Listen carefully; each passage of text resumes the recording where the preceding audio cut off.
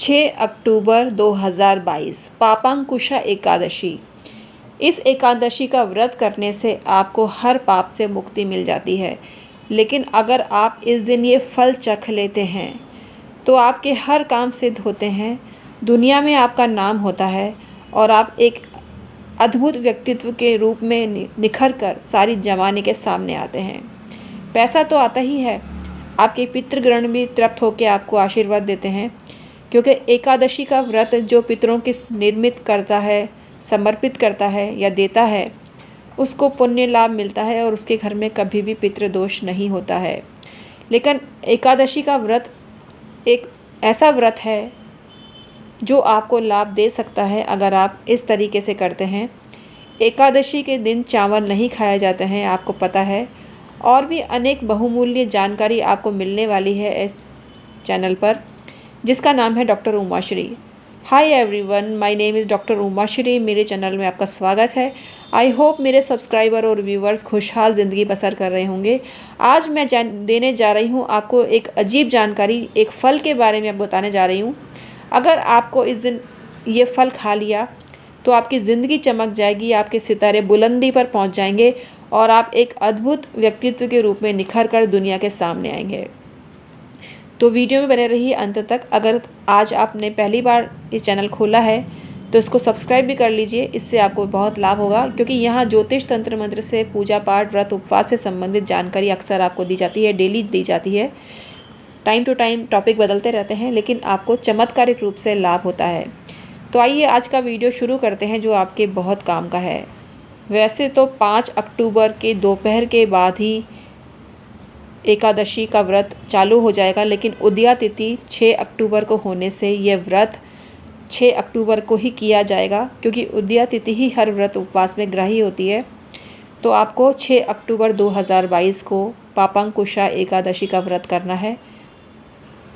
आश्विन मास के शुक्ल पक्ष की एकादशी पापांकुशा एकादशी के नाम से जानी जाती है।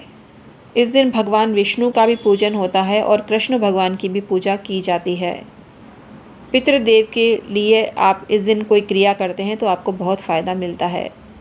युधिष्ठिर ने कृष्ण भगवान से पूछा कि आश्विन मास की शुक्ल पक्ष की एकादशी का हे माधव क्या नाम है। ये कथा श्री ब्रह्म वैवर्त पुराण में वर्णित है और इसी से संबंधित हम आपको जानकारी दे रहे हैं। युधिष्ठिर ने पूछा कि हे माधव, आश्विन मास की शुक्ल पक्ष की एकादशी का क्या नाम है और इसका व्रत करने से कौन कौन से शुभ फल आपको प्राप्त होते हैं, कृपा करके मुझे बताइए।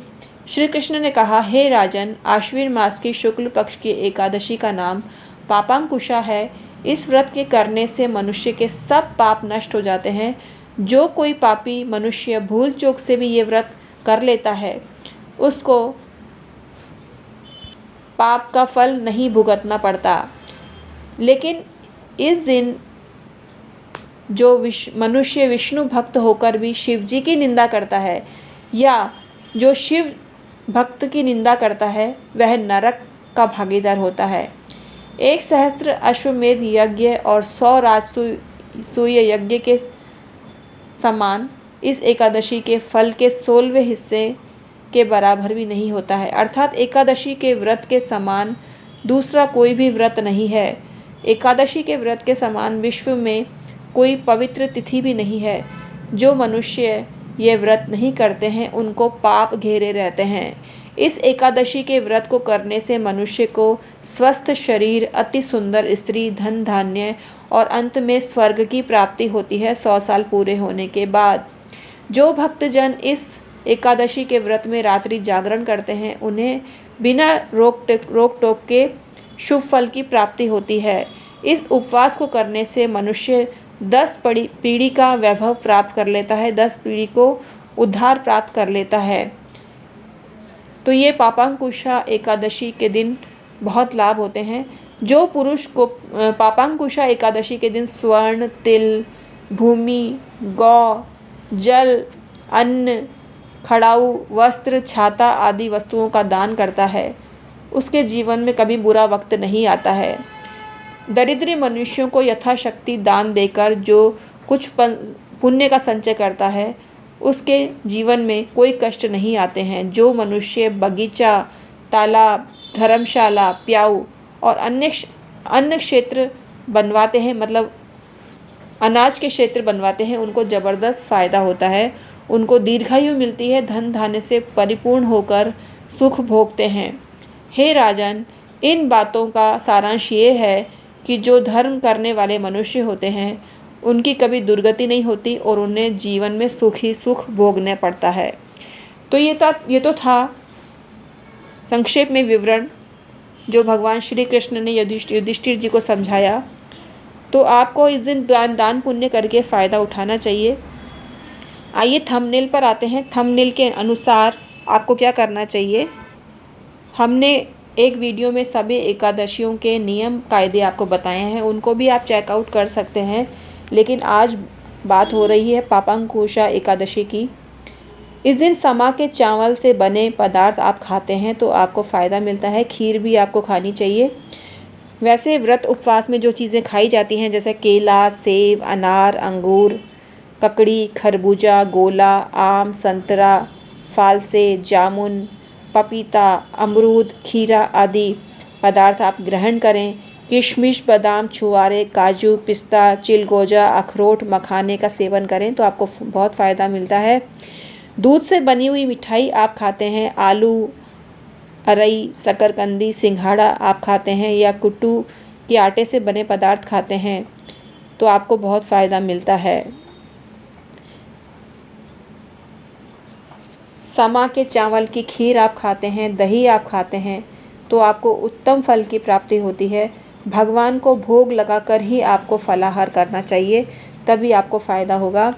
इस दिन पूरे दिन आपको ओम नमो भगवते वासुदेवाय का जाप करें, आपको फ़ायदा होगा। इस दिन भगवान कृष्ण के किसी मंत्र का जैसे ओम क्लीम कृष्णाय नमः आप जपते हैं तो ज़बरदस्त आपको फ़ायदा मिलता है। इन दोनों ही भगवान की भक्ति आपको मिलती है। भगवान कृष्ण भगवान विष्णु के ही अवतार हैं तो आपको वैष्णव भक्ति प्राप्त होती है और आप सब सुख जीवन में पाते हैं।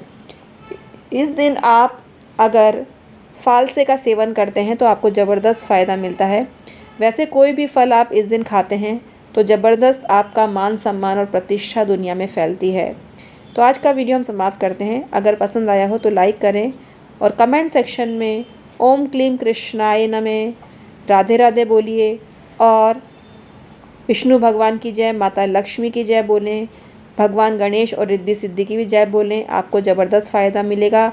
पितृदेवाय और पितरानी माता की जय बोलें, आपको ज़बरदस्त फ़ायदा मिलेगा। शिव पार्वती की जय बोलें, आपको फ़ायदा मिलेगा। जिन भी भगवान में आप आस्था रखते हैं, श्रद्धा रखते हैं, उनका नाम भक्तिपूर्वक आप बोलते हैं, इस दिन आपको ज़बरदस्त फ़ायदा मिलता है। Thank you so much.